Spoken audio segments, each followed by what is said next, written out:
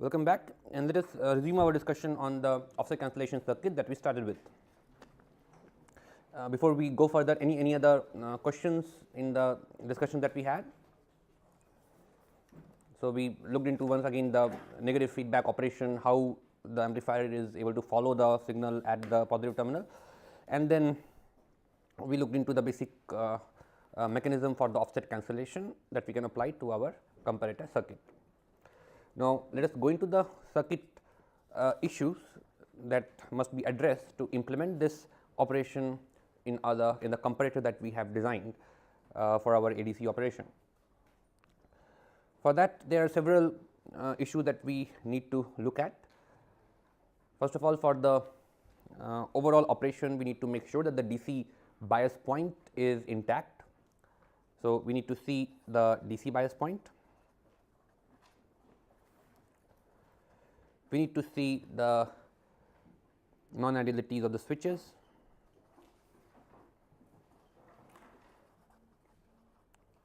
We have already discussed non-idealities of switches in significant detail. So, once again their implications have to be considered here, and we also need to look at the closed loop response.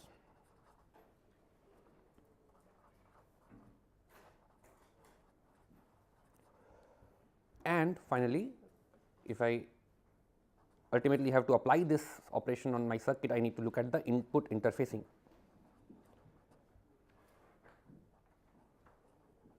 What manner I am going to apply my input, which is coming either from the ramp circuit or the sampled analog voltage, to this offset cancelled amplifier or comparator. So, there are 4 things we can discuss step by step and look into the circuit issues related to these. So, first question I would like to discuss is the DC bias point. What is happening to the DC bias point of this amplifier when we are disconnecting the closed loop, then we are disconnecting this phi 1 switches. Remember, for the phi 1 phase we have the overall operation, which can be given as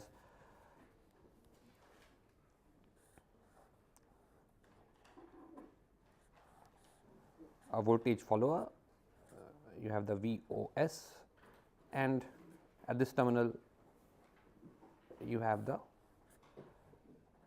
VCM, it may be VDD by 2, nominal value say VDD by 2, and as a result you are storing the VOS over here. So, if I look at the corresponding circuit implementation, what are we trying to do? So, let us try to implement this using transistor level circuit and try to see where are we going to place these switches. So, if I draw that on my transistor level circuit for the comparator,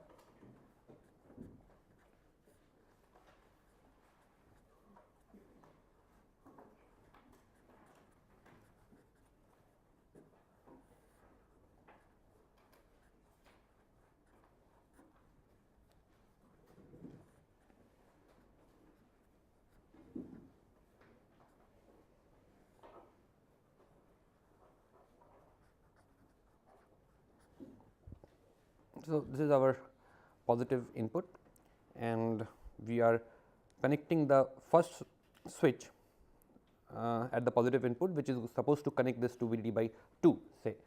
So, we can have one transmission gate based switch that we have discussed in our previous classes, and this point can be VDD by 2. We can obtain it through some reference generation circuit or simply by dividers if we ignore the issues related to that right now. Now, here we have of course the phase phi 1 coming in, and also just to keep the track, we can enter that V offset over here. So, let this red dot be the V offset, the offset voltage that we have, and we also have the capacitor, which is supposed to be connected between the terminal over here. So, this is our C offset, which is once again supposed to be connected to the inverting terminal, while the inverting terminal is in the negative feedback configuration.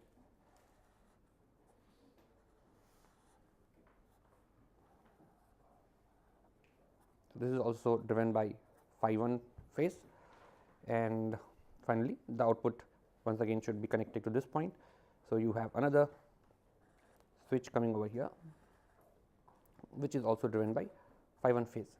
So, these are the 3 switches driven by the phi 1 pulse, and then we also have the other 2 switches driven by the phi 2 pulse. So, this is what we have. You have the V I, V in plus and V in minus. And once again, if I recall my overall operation that we discussed for the offset cancellation, what is when we have the phi 1 phase open, this is the equivalent circuit, and we have a VDD by 2 point over here. So, this point is biased at VDD by 2, and as a result this point is going to be VDD by 2 plus V offset. So, if I assume that V offset is bad, around 50 millivolt of V offset is happening, then we have VDD by 2, sorry, say 0.9 plus 50 millivolt coming over here. So, still both of them are pretty close together in terms of DC, 100 millivolt and 950 millivolt. But in the next phase, when phi 1 is getting off and phi 2 is getting on, we said that this node becomes floating and it does not have any direct connection with any of the DC sources, and that is basically helping us in preserving the offset voltage across this capacitor, the C offset, that is preserving the charge trapped across this C offset. Now, of course, if we look at the input side, we are connecting the input to V in plus, and therefore, in the phi 2 phase, as I said, we are going to have the V in plus appearing at this particular input connected to the say positive terminal of this capacitor, and as a result, since we have trapped the charge across this C offset, the potential over here will be jumping to V in plus minus V offset, right. So, whenever we connect the phi 2 switches, this potential is V in plus, the phi 1 switch is turning off, as a result the potential over here must be equal to the V in plus the potential drop across the capacitor in this direction, and in this direction what is the potential drop across the capacitor? We have seen minus V offset, because this is plus minus in this direction. So, V in plus minus V offset appears over here, and therefore, as long as this is connected to V in, this will be V in minus that V offset, and if V in plus is having a certain DC level, therefore, this automatically is carrying that DC level plus the V offset minus the V offset quantity. So, the DC of course cannot pass through the capacitor, but because of the charge stored across the capacitor, it can always provide a step in the voltage. So, when you are connecting this positive terminal of the capacitor to V in plus, because of the charge locked in this capacitor, you are going to have this V in plus plus that Vc coming in series, and then you are going to automatically have the V in plus minus V offset coming as the DC potential here. And likewise, on the other gate, we anyway have V in minus, which is also having its own DC depending upon what is the signal level, whether it is V ramp or whether it is our sampled signal. It will have certain DC, this will have certain DC, and therefore, we are not going for any dedicated biasing circuitry for the input for the comparison phase. When the phi 2 is on, the amplifier is operating in the comparison mode. This is open, there is no feedback, and this is our normal comparator, the 2 inputs being applied to the gates of the comparator, and ultimately we have to just compare the absolute values, and we have to just make sure that the values are within the input common mode range of the comparator, as we have discussed. So, as long as the input voltage V in is within the input common mode range of this comparator, we are just concerned with the trip point when the Vref approaches this sampled V in, and under that condition anyway the DC bias point will be provided by the sampled V in over here and the ramping voltage over here. This is clear? Any question? So, this relates to the DC biasing. We are not biasing the input for any DC. Of course, we have discussed that in a comparator operation we need not be concerned about biasing the output also, because ultimately we are concerned with only high or low levels. So, for the differential amplifier operation in the front end, we have discussed the common mode feedback, and we have discussed a couple of strategies, stabilization techniques, but here we are not even considering the output DC point, and because the output will not be stable at one DC bias point, it is going to be non-linear operation, either the output is supposed to be close to VDD or ground. So, where your input signal is sampled and this is at a certain value V sample and the ramping voltage is rising, this is your V ramp on the capacitor. We must make sure that in the vicinity of this time where you have the V ramp approaching Vs, the gain is sufficient and it is able to amplify the signal sufficiently. And under that condition, of course, if I assume that the transistors over here are remaining in saturation, we will still get a good gain. However, means we are not ensuring an appropriate DC bias point. We will discuss that a little later when we will come back to the role of the DC bias point at the output of the comparator, that not only relates to the offset compensation, but also relates to in general the biasing of the single ended comparator and the resolution of the single ended comparator. So, we will get back to this point of biasing the output. What we are right now saying is that for the comparator output, we are mainly concerned with the output level going high or low. So, in this entire region, the output will be high or low, VDD or ground. Therefore, we need not consider the saturation region operation and appropriate DC bias point for this one. All we want is as soon as V ramp approaches Vs, all the transistors should be in saturation, so that the decision regarding the transition should be taken at the right time step. It should go up, the transition should happen at the right time instance, that is going to give me the correct digital value. For that, I should make sure that the gain in this region is sufficient, so that whenever the difference, if I magnify this a little bit, so whenever the difference between the sample voltage and V ramp is changing the polarity, becoming from negative to positive, the comparator should be able to change the polarity within a very short time, and that would imply that at this particular juncture the gain of the amplifier should be sufficient, so that whenever there is a delta V, a small change in the polarity of V s minus V ref, the amplifier should be able to detect it and flip the polarity. And that is the only purpose. If you are far away from this region, here or here, definitely the output is close to VDD or ground. These are going to be in triode region, either this is going to be in triode region when the output is VDD, or this is going to be in triode region when the output is ground. So, for those regions we do not need to worry. However, we will see the case where even in this region, when the input is approaching, the V ramp is approaching the Vs and two are almost similar, even under that condition, of course, we cannot guarantee that this will be close to VDD by 2 and this to be in saturation. If they are not in saturation, suppose the output is very close to VDD, or it is remaining close to VDD even when these two signals are very close together. So, in that case, of course, it will so when the signal approaches over here, it will take longer time, and unless Vref becomes sufficiently larger than Vs, it will not be able to pull the output down, because to begin with the output was very close to VDD, and even when these two became almost similar, the output remained close to VDD. So, unless the Vref progresses sufficiently beyond Vs, it will not be able to pull it down.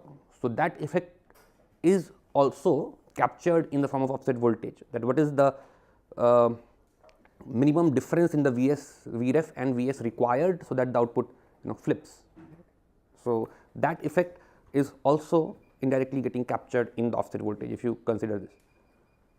Because what is offset voltage? Offset voltage is a point where if you are having the two inputs, if you are having the voltage follower configuration, you are seeing that the two inputs are almost at a similar point, or you are trying to see what is the minimum voltage that you can apply at the positive terminal, so that the output is close to say VDD by 2.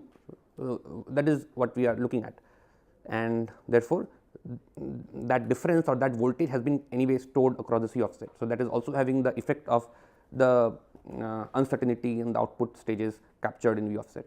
So, we need not worry about this at this point. What we are saying is this offset voltage is going to take care, this offset voltage stored across the C offset is going to take care of the not only the mismatch of the first stage, but also the deviation of the DC bias point over here when both the inputs are close together, because when both the inputs are close together, we need this V in plus this voltage drop to make sure that output is VDD by 2. So, that is already stored, that is in fact capturing the effect of uncertainty in the output point. So, that is in a way ensuring that the amplifier will be in high gain condition when the Vref approaches the Vramp approaches Vs. That is another subtle point that you can think of. So, output DC point we need not worry about it in this case. Is it clear? Input DC point definitely we can based on the capacitor stored charge in the V in, we can say that okay, this is just going to have a jump, this is V in, this is going to be V in minus V offset. The moment you apply V in over here, this voltage is clamped across the capacitor, V in minus V offset plus V offset. Therefore, that is well settled. Also, what I am claiming is that the output DC point is also going to be well defined as Vramp equals to Vres, exactly equal to Vres, because at that point whatever mismatch effect was there, it is already being captured in this C offset. This is clear regarding the DC bias of the input point and the output point of the comparator. Of course, the other important issue that we need to take care of is the non-idealities of these switches. So, we are concerned with tracking the offset voltage and sampling it across this C offset, and the magnitudes can be maybe few millivolts all the way to few tens of millivolts, and we would like to preserve that accuracy, and the offset voltage stored across this C offset should not get corrupted because of the leakage to the switches. So, for example, when the phi 2 mode is active, we have the switch over here which is off, right, and you have the input signal applied to the C offset. So, in the phi 2 phase, what is the condition of this switch, this capacitor? You have the V offset stored over here, and you have the switch which is connecting this to input. So, V in plus is connected to the capacitor, and at the other side you have this switch driven by the phi 1 phase which is closed. So, here this can be shorted, we can say this is the phi 1 or the phi 2 phase where this input is connected to the positive plate of the capacitor. However, the phi 1 switch is off, and then you also have the gate of the MOSFET where it is connected. So, of course, we are going to implement these switches using transmission gates. Both these switches are going to be implemented using transmission gates, and we have seen that transmission gates do end up dumping unwanted charges at the sampling points. So, at this point, since it is a trapped node, we do not have any path for this charge to go. At this particular point, when the switch is getting on, anyway it is sampling the or passing the input voltage and is connecting this particular terminal to the input voltage. Therefore, even if it is injecting some charge over here, this is ultimately shorted to V in plus. It is connected from an effective source which is supplying that V in plus, which is maybe coming from previous stage or stored voltage in a capacitor. So, this is connected from a source, a stable source. Therefore, this switch after getting closed, if it is injecting some charge, it does not matter, because ultimately this is going to be sunk by this source effectively. However, this switch getting off, of course, that is going to inject charges on this point, and then once again we have the effect of clock feed through and charge injection coming into picture. And we must make sure that if I remember the bigger picture, you have these two transistors NMOS and PMOS implementing this switch, and I must make sure that the overall capacitances, the parasitic capacitances contributed by these transistors, they are much smaller as compared to the C offset. So, that the floating node over here does not experience inaccuracy, does not increase or decrease this voltage because of the dumped charges arising from clock feed through and charge injection from these switches. So, once again that would require certain sizing. So, remember the sizing consideration where we have the delta V because of clock feed through coming as CGD upon CGD plus C offset in this case times the delta V clock, we can call it say VDD, and we remember that we must make sure that the CGD is sufficiently small as compared to C offset. So, if this is few femtofarad, in order to preserve millivolt of accuracy, I would like this to be few picofarad.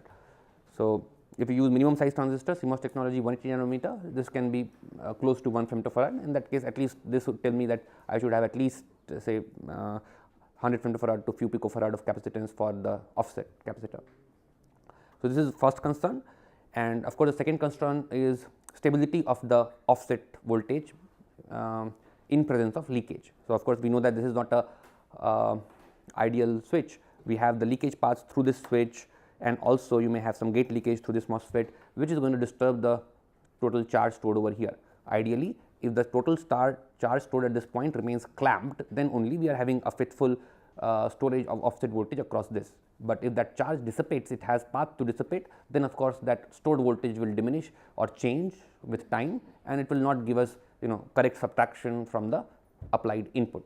So, once again this capacitor should be sufficiently large, so that the effect of leakage is small, and over the time when this phi 1 phase, phi 2 phase is open, the voltage the charge stored across here is not getting dissipated because of the off resistance of the switches and the gate leakage, etc. So, once again we had done this analysis, we tried to see that for a given off resistance in the CMOS technology, how to estimate the C offset, and then again we had around at least a few picofarad of C offset coming into picture. So, once again assume that we are going to require around a picofarad of capacitor just to make sure that leakage is not disturbing this stored voltage, and we are able to preserve this for the entire duration of the processing. Now, of course, the duration of the processing or the duration of the refresh is going to be another important question before we determine what is the size of the capacitor. So, remember the operation that we have overall for the comparator.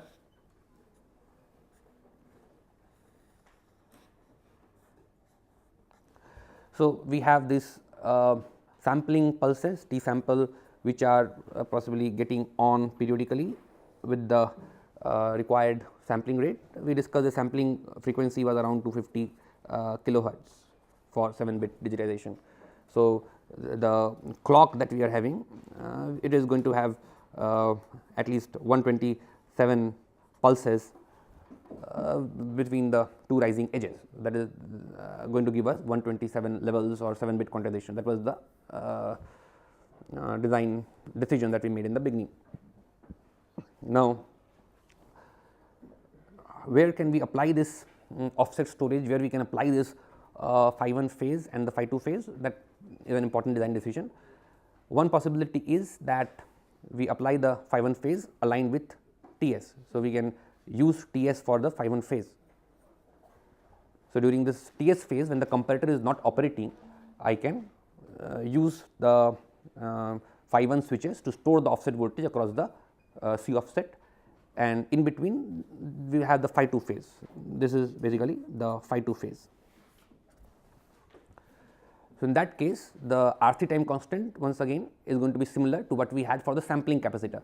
So, for the sampling capacitor, whatever considerations we made, considering the off resistance of the switch and the overall leakage current through those switches, it is going to apply as it is here, because the overall leakage resistance or the leakage current is going to be similar in magnitude if I am using minimum size devices over here, and based on that we will again estimate that this C offset should be close to that sampling capacitor that we had with a few picofarad. And of course, if we add all other effects, the charge injection inaccuracy, the clock feed through inaccuracy, and then add up these non-idealities and estimate what is the value, it may be at least around picofarad value required for the C offset. It is close to the sampling capacitor. And the other option is of course that we can do it intermittently. We can use smaller capacitor, maybe 100 femtofarad, and we can do the refresh, the phi 1 operation intermittently. But that would require more complicated control on the digital part, and also in the analog part we will have to make sure that there is a there are certain regions, say within the clocking duration, where the comparator cannot be used. So, possibly when this clock for the counter is going down in one of these phases, we can use the offset sampling operation and turn the phi 2 switches, turn the phi 1 switches on, and again from the next rising edge of the clock we can again turn it off, and then we will have to make sure that the comparator output is only being used, say either in this positive phase of the clock or the downgoing edge of the clock. So, the timing control becomes more complicated if we are going for intermediate refreshing of the offset voltage across the C offset. We have to make sure that in between we break the normal comparison operation, we break the normal comparison operation and resort to offset sampling, and immediately after that, once the offset voltage has been sampled again reconnect the input to the 2 points. So, that would definitely we can see that we are going to have some more timing signals coming in. Rather than a simple clock, you need to have another timing signal which is going to tell you when to disconnect the offset loop and when to connect it back for the normal comparator operation. So, 1 picofarad, as I say, means here it is not a very serious limit, because we have seen the major capacitance is coming from the ramping circuitry, because for that circuitry, for robustness purposes, we have kept the current magnitude at least around 100 nanoampere or 0.1 microampere, and that gave us the maximum amount of capacitance around 10-20 picofarad. So, as compared to that, the overhead here will be relatively small. Therefore, if I look at the overall design, whatever we have as of now, this is not contributing a huge amount of area as compared to the bigger capacitor that we have. But if it is becoming very area critical and saving every micrometer square is important, then definitely we can go for options where you can minimize the areas because of these capacitors. And in those cases, only thing you need to do is you need to have a little bit more sophisticated digital control, which is going to help you in implementing the appropriate timing pulses. Any question related to this discussion? This is simple enough. We are just looking at the non-idealities of the switches and trying to recall our discussion that we had for the sampling switch. Any issues? Sir? Yes. What about the effect of charge injection effect of the other switch?